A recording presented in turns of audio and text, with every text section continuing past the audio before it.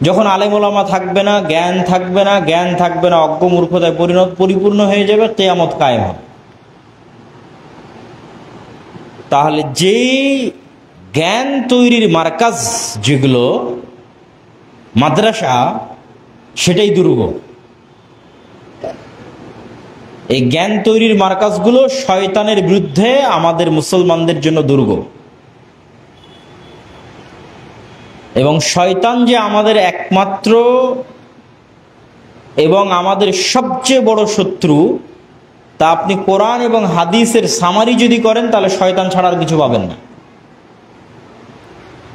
কোরআন এবং হাদিসের সারমর্ম করলে কোরআনে প্রত্যেকটা ভুল, ভ্রান্তি, গুনাহ, প্রবলেম সবকিছুকে আল্লাহ সুবহানাহু ওয়া তাআলা শয়তানের সাথে সম্পৃক্ত করেছে। মানুষের শত্রুতা, খিজির আলাইহিস সালাতু ওয়াস সালামের সাথে দেখা করতে গিয়ে ইউশা বিন নুনের প্যাকেট থেকে মাছ বের হয়ে গেছে। কোথায় বের হয়ে গেছে উনি বলতে পারে না। তখন উনি বলছে, আমাকে শয়তান ভুলিয়ে দিয়েছে।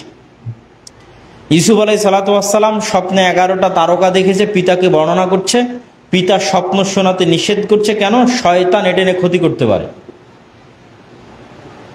এগুলো সব কোরআনের মধ্যে আছে। আদম আলাইহিস সালাতু ওয়াস সালামকে নামিয়ে দেওয়া হচ্ছে জান্নাত থেকে, আর বলা হচ্ছে শয়তান তোমার ভয়ঙ্কর শত্রু। তাহলে প্রত্যেকটা জিনিসকে শয়তানের সাথে সম্পৃক্ত করা আছে। খাবার শুরুতে বিসমিল্লাহ বলো, না হলে শয়তান খাবে। বাড়িতে ঢোকার সময় আসসালামু আলাইকুম বলো, না হলে শয়তান থাকবে ওই বাড়িতে। টয়লেটে প্রবেশের সময় এই দোয়া পড়ো, না হলে শয়তান ক্ষতি করবে। তাহলে আল্লাহর নবীর হাদিস, দোয়া, জিকির, আজকার আর আল্লাহ সুবহানাহু ওয়া তাআলার কোরআনের আয়াতকে যদি আপনি একত্রিত করেন, তাহলে দেখবেন মানুষের সবচেয়ে বড় শত্রু শয়তান। আর শয়তান যে পৃথিবীতে আছে, শয়তান যে আমাদের ক্ষতি করতে পারে, এগুলো সম্পর্কে কিন্তু নবীরা ছাড়া আর নবীদের উত্তরসূরি আলেমরা ছাড়া আর কোরআন এবং হাদিস ছাড়া কেউ আপনাকে বলবে না। তো এই জ্ঞানগুলো সম্পর্কে অজ্ঞ মানুষ যখন হারিয়ে যাবে, এই জ্ঞানগুলো সম্পর্কে যারা জ্ঞানী তারা যখন হারিয়ে যাবে এবং অজ্ঞ মানুষদের সংখ্যা যখন সমাজে বেশি হবে, তখনই কিয়ামত হবে। এই জন্য আমরা বলেছি যে এই শিক্ষা প্রতিষ্ঠানগুলো দুর্গ, জ্ঞানের মার্কাজ, শয়তানের বিরুদ্ধে দুর্গ।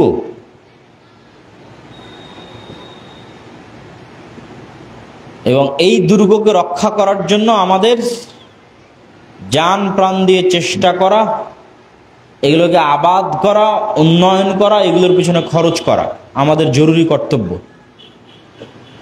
আপনারা শাইখ আব্দুর রাজ্জাক বিন ইউসুফের মুখে বহু শুনেছেন যে দান সবচেয়ে শক্তিশালী পাওয়ারফুল ইবাদত। তো দান কিভাবে পাওয়ারফুল ইবাদত? টাকার ক্ষমতা স্বয়ং আল্লাহ পৃথিবীতেই মানুষকে দেখিয়েছেন, দুনিয়াবি ক্ষেত্রে নয়। ইবাদতের জগতে আল্লাহ দেখিয়েছেন দুনিয়াতেই যে টাকার ক্ষমতা আছে। এই যে এখন হজের মৌসুম আসতেছে, হাজিরা হজে যাবে। হজে যাওয়ার পর, অথবা আপনাদের মতো অনেক হাজি আছে, হজে যাওয়ার পর যদি কোনো ভুল ত্রুটি হয়, তাহলে আপনার মুআল্লিম বলবে যে আপনাকে দম দিতে হবে। মানে হজের ইবাদতে ভুল হয়ে গেছে তো দম দিতে হবে। দম মানে একটা খাসি, একটা ছাগল আল্লাহর রাস্তায় দান করে দিতে হবে, যেটা জবাই করে ফকির মিসকিন গরিব মানুষরা সেটার গোস্ত খাবে। তো এই খাসি ছাগল জবাই দিতে, কিনতে কি লাগে? টাকা লাগে না? টাকা লাগে। তাহলে আপনি হজের ইবাদতে ভুল করলেন, করে টাকার জোরে বেঁচে গেলেন। এরকম অসংখ্য ইবাদত এবং অসংখ্য গুনাহ, ইবাদতের কভার, রিকভার, আর গুনাহের কাফারা। দিনের বেলা সিয়াম অবস্থায় স্ত্রীর কাছে গেছেন, আল্লাহ বলছে গোলাম আজাদ করতে হবে। গোলাম আজাদ করা অনেক টাকার ব্যাপার। এটা যদি ভালো দামি গোলাম হয়, তাহলে সেই গোলামকে আজাদ করতে অনেক টাকা লাগবে। তা আল্লাহ বলছে এটা যদি না পারো, মানে টাকার কারণে যদি না পারো, তাহলে তুমি 60 দিন একটানা সিয়াম রাখিও। আর শারীরিক অক্ষমতার কারণেও যদি না পারো যে একটানা সিয়াম রাখতে, তাহলে 60 জন মিসকিনকে খাওয়াও। মানে গোলাম আজাদ করতে যা টাকা লাগবে 60 জন মিসকিনকে খাওয়াতে তার চেয়ে একটু কম টাকা লাগবে, কিন্তু তাও টাকাই লাগবে, টাকা দিয়েই জরিমানা দিতে হবে। তাহলে এই টাকার ক্ষমতা কিয়ামতের মাঠেও থাকবে। কিন্তু কিয়ামতের মাঠে নতুন করে তো আর টাকা আবিষ্কার হবে না, হবে নাকি? কিয়ামতের মাঠে নতুন করে তো টাকা বানাতে পারবে না, কিন্তু টাকার ক্ষমতা থাকবে। কোন টাকা? যেমন আপনি দুনিয়াতে ব্যাংকে জমা রেখেছেন, বিপদে পড়লে কাজে লাগাবেন, মেয়ের বিবাহ হলে সেখান থেকে টাকা উঠিয়ে বা জমি কিনবেন, যেটাই করবেন, ব্যবসায় ইনভেস্ট করবেন, ঠিক সেম আপনি আল্লাহর কাছে জমা রেখেছেন টাকা।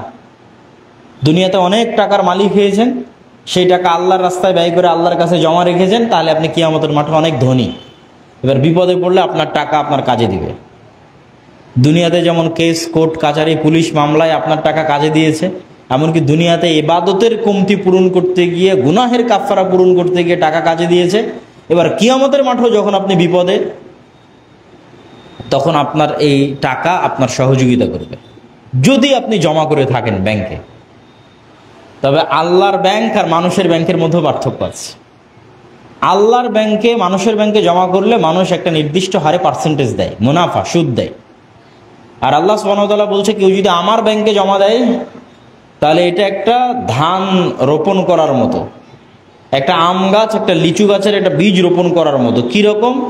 একটা লিচু গাছের একটা বীজ, লিচুর একটা বিচি পুঁতে দিলেন, সেখান থেকে একটা বড় লিচু গাছ হয়েছে। আজকে ওই লিচু গাছ থেকে কয়েক হাজার লিচু হচ্ছে। এবার ওই কয়েক হাজার লিচু আপনি আবার পুঁতে দিলেন আর বিচি, আর কয়েক হাজার লিচুর গাছ হলো, আর কয়েক হাজার লিচু সেখানে ধরলো। সেগুলোর বিচি পুঁতে দিলেন, সেখানে আর কয়েক লক্ষ লিচু হলো, সেগুলো পুঁতে দিলেন। এই প্রসেস আল্লাহর কাছে কন্টিনিউ হতেই থাকবে। কেউ একটা টাকা দান করেছে, এই টাকাকে আল্লাহ এভাবে কিয়ামত পর্যন্ত বাড়াতেই থাকবে। আল্লাহু আকবার। এই জন্য আল্লাহ সুবহানাহু ওয়া তাআলা বলছে, আমার কাছে কোনো কিছু দান করলে নষ্ট হয় না। কিন্তু মজার বিষয় কি জানেন? আমরা দান করে কিন্তু কিছুই আল্লাহর কাছে পাঠাতে পারি না।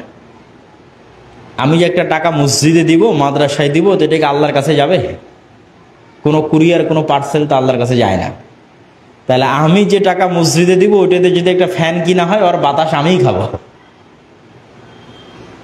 আমি যদি মাদ্রাসায় একটা টাকা দান করি, তাহলে ওখানে আমার ছেলে মেয়েরাই পড়বে। ওখান থেকে যদি বেতন হয়, তাহলে এই গ্রামের, এই আশেপাশের গ্রামের ছেলেরাই সেখান থেকে বেতন নেবে।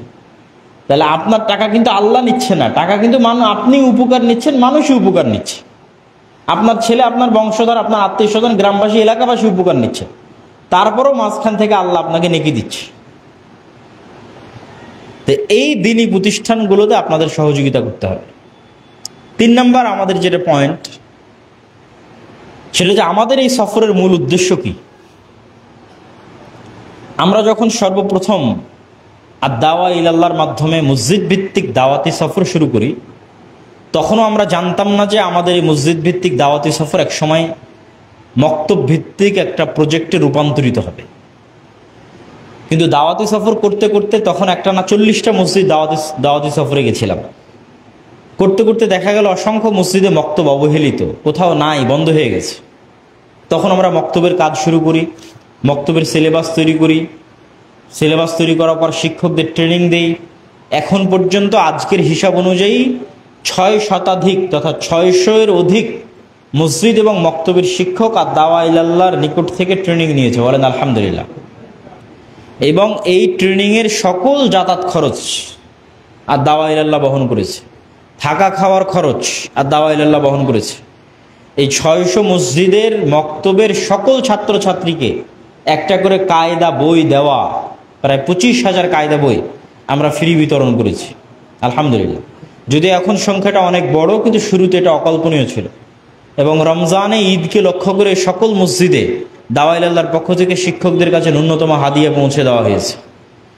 তো ওই কাজের ধারাবাহিকতার প্রেক্ষিতেই আমরা মক্তবের চাইতে আরেকটু বড় প্রতিষ্ঠান, শিক্ষা প্রতিষ্ঠান, যেহেতু জামিয়া সালাফিয়া এদেশের একটা ব্যতিক্রম ধর্মী, এবং আমরা যদি র্যাঙ্কিংয়ের ক্যাটাগরিগুলো দেখি, যে বিদেশের বিশ্ববিদ্যালয়গুলোর যখন র্যাঙ্কিং হয়, কি কি ক্যাটাগরির ভিত্তিতে র্যাঙ্কিং হতে পারে, তার প্রত্যেকটা ক্যাটাগরি মাপলে জামিয়া সালাফিয়া বাংলাদেশের অন্যতম শ্রেষ্ঠতম এটি প্রতিষ্ঠান হওয়ার দাবিদার।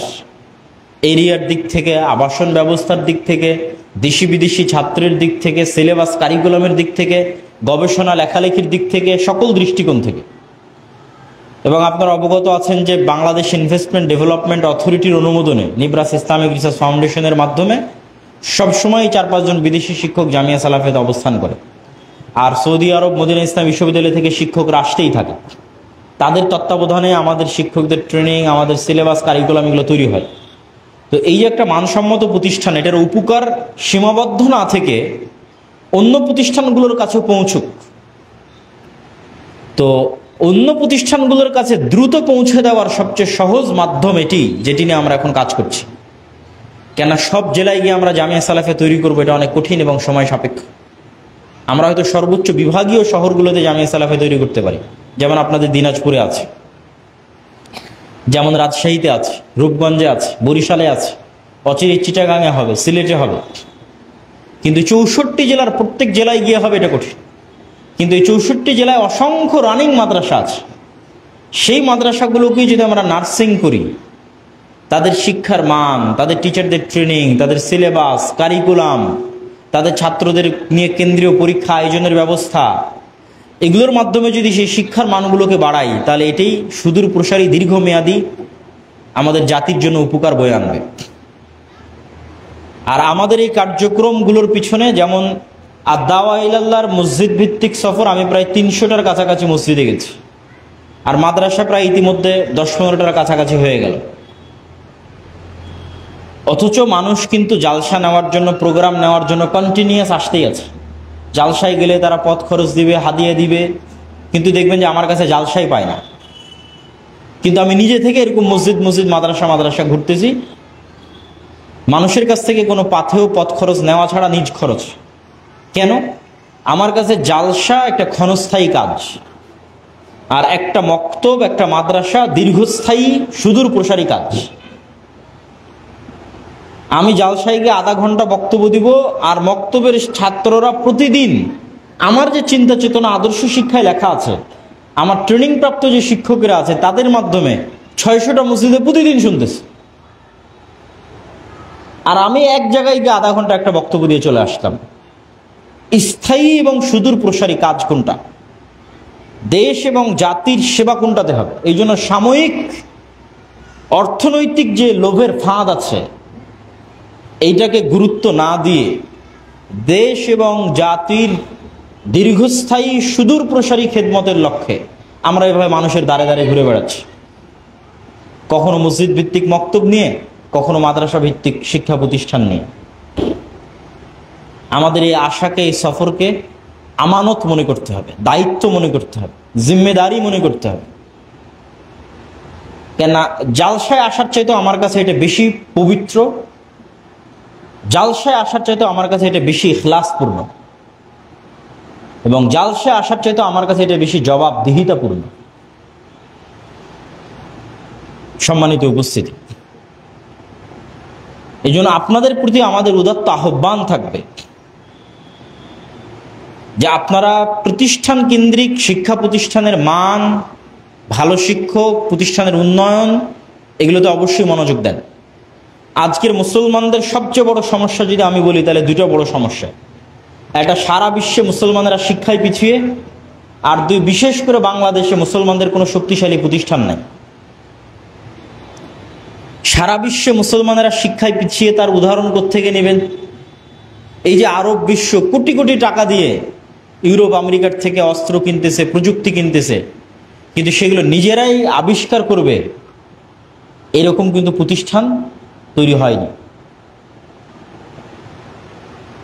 এবং মুসলমানেরা এক প্রকার কুক্ষিগত অবস্থায় আছে ইউরোপ এবং আমেরিকার কাছে, আর অ্যাজ এ কান্ট্রি, রাষ্ট্র হিসেবে,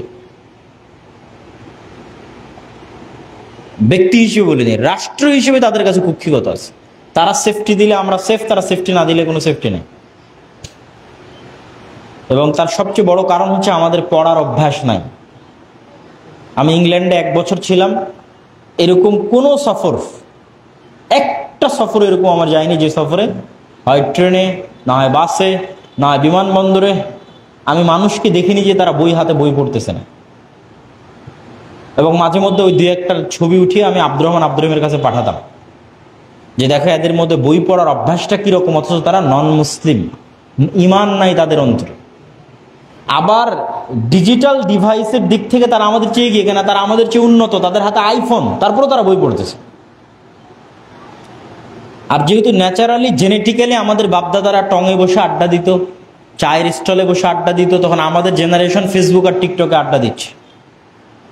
এরপরের জেনারেশন তারপরের যেটা আসবে সেটাতে আড্ডা দিবে। এই কারণে গোটা দেশ ঘুরলে কোথাও শিক্ষা এবং জ্ঞানের চর্চা সেভাবে দেখতে পাবেন না।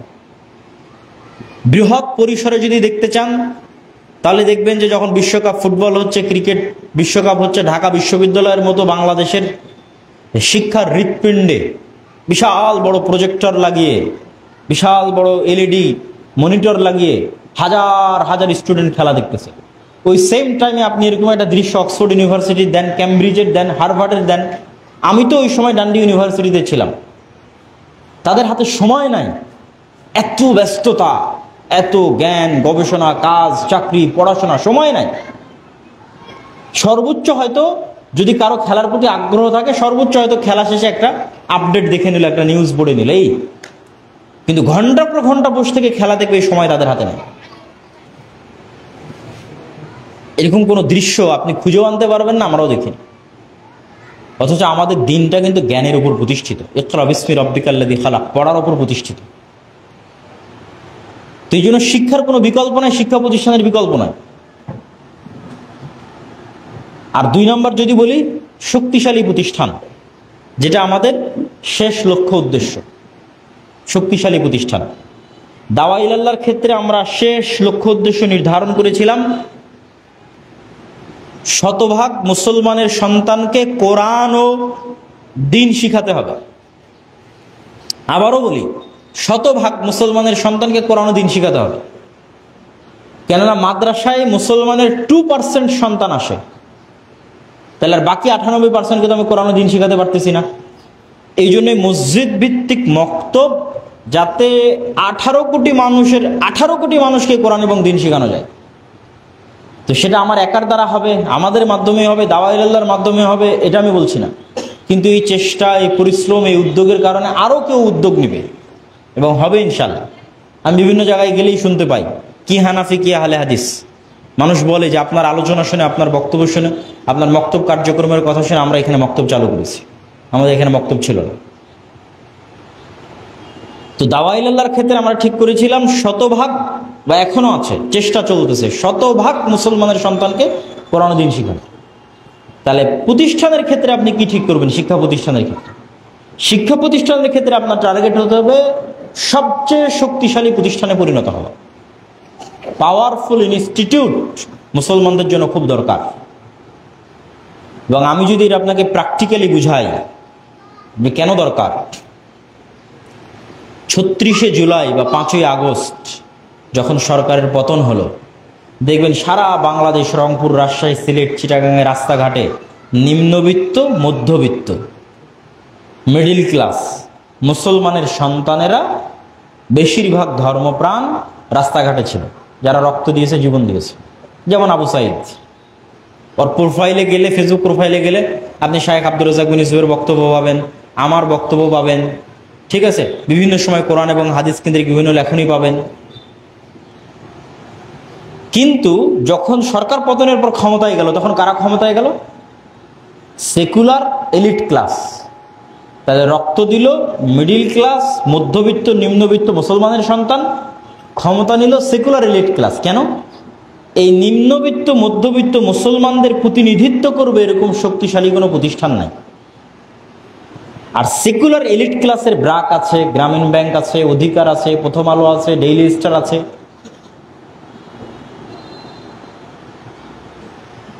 শুধু ব্র্যাকের বাৎসরিক আয় ব্যয়ের হিসাব 12,000 কোটি টাকা, যা সারা বাংলাদেশের সব মাদ্রাসা মিলে, হানাফি, আহলে হাদিস, কওমি, দেওবন্দি, সরকারি, বেসরকারি, 12,000 কোটি টাকা হবে না।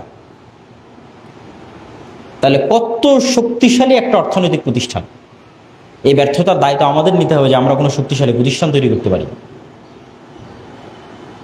তাহলে যেমন আপনি এই শিক্ষা প্রতিষ্ঠানটাকে যদি একটা পাওয়ারফুল প্রতিষ্ঠান বানাতে চান, কি করতে পারেন? যে আমি এই শিক্ষা প্রতিষ্ঠানটাকে একটা পাওয়ারফুল প্রতিষ্ঠান বানাতে চাই, তাহলে 1 নম্বর শিক্ষার মান ঠিক করতে হবে, শিক্ষা খাতে ইনভেস্ট করতে হবে, একাডেমিক খাতে ইনভেস্ট করতে হবে, ভালো শিক্ষক নিয়ে আসতে হবে, শিক্ষকদের ট্রেনিংয়ের ব্যবস্থা করতে হবে। তারপরে আরও কি করতে পারেন? আপনি সমাজের অসহায় দুস্থ মানুষের পাশে দাঁড়াতে পারেন। দাওয়াতি কাজে ভূমিকা রাখতে পারেন, যে অত্র অঞ্চলে যত মসজিদ আছে সব মসজিদে এই মাদ্রাসার সাথে কানেক্টেড হয়ে মক্তব চলবে, এবং সেগুলো আবার জামিয়া সালাফিয়া তেঘরা বিরল দিনাজপুরের সাথে কানেক্টেড হয়ে পরিচালিত হবে। তাহলে দেখা যায় আপনার এই মাদ্রাসার সাথে কানেক্টেড হয়ে 10টা-15টা মক্তব চলতেছে। তাহলে আপনি দাওয়াতি ক্ষেত্রে অবদান রাখলেন, আপনার ছাত্রদের দিয়ে সেখানে দাওয়াতি কাজ করাচ্ছেন, মাদ্রাসায় বেস্ট শিক্ষা দিচ্ছেন, আবার মাদ্রাসা থেকে অসহায় দুস্থ গরিবদের পাশে দাঁড়াচ্ছেন। যেমন আমরা একটা প্রজেক্ট হাতে নিয়েছি, কর্জে হাসানা। সুদ যদি আল্লাহর বিরুদ্ধে যুদ্ধ হয়, তাহলে আমাদের সুদের বিরুদ্ধে যুদ্ধ করা উচিত। আপনি গ্রাম অঞ্চলে গেলে এমন একটা বাড়ি পাবেন না যেখানে মাইক্রো ফাইন্যান্সের নামে শুধু অর্থনৈতিক লেনদেনে কিস্তির সাথে মুসলমান ফ্যামিলি জড়িত হয় না। আর সুদ মানুষকে গোলাম বানায়। আপনি বলবেন কই, আমরা তো দেখি না গোলাম কিভাবে হয়। কিভাবে গোলাম হয়? গোলাম থাকে নেচারের মধ্যে, গোলামি থাকে স্বভাব এবং চরিত্রের মধ্যে। আপনি যদি দুইটা ক্ষুধার্ত গোলামকে একত্রিত করে একটা রুটি দেন, তাহলে ওরা ওই রুটিটা নিয়ে কাড়াকাড়ি করবে। ওই রুটির জন্য একজন আরেকজনের সাথে মিথ্যা বলবে, ওই রুটির জন্য একজন আরেকজনের রক্ত পান করবে, একজন আরেকজনকে মারবে, হত্যা করবে। এটা হলো গোলামের নেচার। আর একজন স্বাধীন আত্মমর্যাদা সম্পন্ন মানুষ ওটা ধারে কাছেই যাবে না। তাহলে যখনই আপনি সুদের সাথে যুক্ত হলেন, আপনাকে আজ হোক কাল হোক মিথ্যা বলতেই হবে। আপনার ছেলে মিথ্যা বলবে, আপনার বউ মিথ্যা বলবে। তাহলে মিথ্যার সাথে যুক্ত হলেন মানে আপনি আর কোনোদিন নেতা হতে পারবেন না। তো নেতা যদি না হতে পারেন, তাহলে কি হবেন? গোলাম। আর কোনোদিন নেতা হতে পারবেন না মানে আল্লাহর দৃষ্টিতে নেতৃত্বের আসনে বসতে পারবেন না। ওই গোলামির স্টাইলে যেটা, সেটা তো স্বাধীনতা না। গোলামির স্টাইলে মারো কাটো, যেমন ডেমোক্রেসি, গণতান্ত্রিক। সে ওর বিরুদ্ধে মিথ্যা বলবে, ওর বিরুদ্ধে মিথ্যা বলবে, ডাকাতি করবে, চুরি করবে। এটাই তো গোলামির স্বভাব। তো এই জন্য অবশ্যই আমাদের সুদমুক্ত কর্জে হাসানার প্রয়োজন আছে, যেটা আমরা সীমিত পরিসরে শুরু করেছি। আস্তে আস্তে ধীরে ধীরে আশা করি এটা আমাদের বড় হবে ইনশাআল্লাহ। তো যেটা বলছিলাম, শক্তিশালী প্রতিষ্ঠানের ক্ষেত্রে আপনিও গ্রামের অসহায় দুস্থ মানুষের পাশে দাঁড়াতে পারেন। শক্তিশালী প্রতিষ্ঠান তৈরি করতে আপনি আপনার আশেপাশের নিকটস্থ অন্যায়ের বিরুদ্ধে আওয়াজ উঠাতে পারেন। এই যে গত 16 বছর ক্ষমতা ছিল দল কেন্দ্রিক, এখন কিন্তু ক্ষমতা জিরো, ক্ষমতার শূন্যতা চলতেছে বাংলাদেশে। সেই জায়গায় আপনি আর একটা দলকে সুযোগ দিচ্ছেন যে তারা জুলুম করবে। কিন্তু সেটা না করে আপনিও তো ভূমিকা নিতে পারেন। মসজিদ ভূমিকা নিতে পারে, শিক্ষা প্রতিষ্ঠান ভূমিকা নিতে পারে, যে তার আশেপাশে সে অন্যায় হতে দিবে না। অন্যায় মানে গান বাজনার কথা বলিনি, নামাজ না পড়ার কথা বলিনি, সেটা তো দাওয়াত দিবে, ওটা তো দাওয়াতি কাজের কথা আগেই বলেছি। অন্যায় মানে মানুষের উপর অন্যায়, সেটা হতে দিবেন না। মানুষের উপর অন্যায় হতে দিবেন না। মানুষের উপর দুই একটা সামাজিক অন্যায় বলি, যেমন মানুষ মারা গেছে, তো আপনি আপনার বোনকে, যেটা নদীর চরে আছে, কম দামি আছে, আবাদ কম হয়, ঠিক আছে, সেখানে জমি দিয়েছেন। আর যেটা দামি শহরে মেন রাস্তার কাছে, এটা আপনি নিয়েছেন, অথবা দেনই নি, এটা অন্যায়, জুলম। কিন্তু ওখানে জানাজার সালাতে সবাই যাচ্ছে, তাদের সাথে যোগাযোগ রাখতেছে, সেও মাদ্রাসায় আসতেছে, ডোনেট করতেছে, কিন্তু এই মানুষের উপর হওয়া মানুষের জুলমের বিষয়ে কেউ কথা বলতেছেন। তাহলে তো আপনি নেতা হতে পারবেন না। নেতা হতে হলে আপনাকে ন্যায়ের পক্ষে, সত্যের পক্ষে থাকতে হবে, আপনি এমনি নেতা হয়ে যাবেন। আল্লাহ আপনাকে নেতৃত্ব দিবে। প্রথমে আপনার পরিবারের দিবে, তারপর সমাজের দিবে, তারপর এলাকার দিবে, তারপর দেশের দিবে। আপনাদের অত্র অঞ্চলে দেখবেন যৌতুক প্রথা আছে। যেখানে আল্লাহ বলছে মেয়েকে মহারানা দিতে হবে, সেখানে মহারানার চাইতে আরো বেশি কেমনে মোটরসাইকেল, ফ্রিজ, এসি নেওয়া যায় শ্বশুরবাড়ির কাছ থেকে যৌতুক হিসেবে, সেই প্রবণতা আছে। এটা মানুষের উপর জুলুম। কিন্তু দেখবেন ওই বিয়ের বাড়িতে হাজি গেছে, নামাজি গেছে, ঠিক আছে, বিয়ের অনুষ্ঠান পড়াচ্ছে, মাদ্রাসার ছাত্ররাও গেছে, তাহলে কিন্তু কেউ সমাজে প্রচলিত মানুষের উপর হওয়া জুলমের বিরুদ্ধে কেউ কথা বলতেছে না। আল্লাহর সাথে যেগুলো, সেগুলো তো বলা যায়, যে তুমি নামাজ পড়ছো না কেন, এই তুমি গান শুনছো কেন, তো সহজ। কিন্তু এক মানুষ যে আর এক মানুষের উপর জুলুম করছে, সেটার বিষয়তে কেউ বলে না। মেম্বার, চেয়ারম্যান, রাজনৈতিক দলের নেতারা যে জুলুম করছে, কেউ বলে না। গত 16 বছর আমরা বলিনি, কিন্তু এখন বলার সুযোগ আছে। দেখবেন যে এই যে আমি যে কয়েকটা কথা বললাম, এরকম পয়েন্টে যদি কোনো প্রতিষ্ঠান কাজ করে, তো দেখবেন যে সেই প্রতিষ্ঠান অত্র এলাকার মেম্বারের চেয়ে পাওয়ারফুল হয়ে গেছে, অত্র এলাকার উপজেলা চেয়ারম্যানের চেয়ে পাওয়ারফুল হয়ে গেছে। এটা অস্বাভাবিক কিছু না।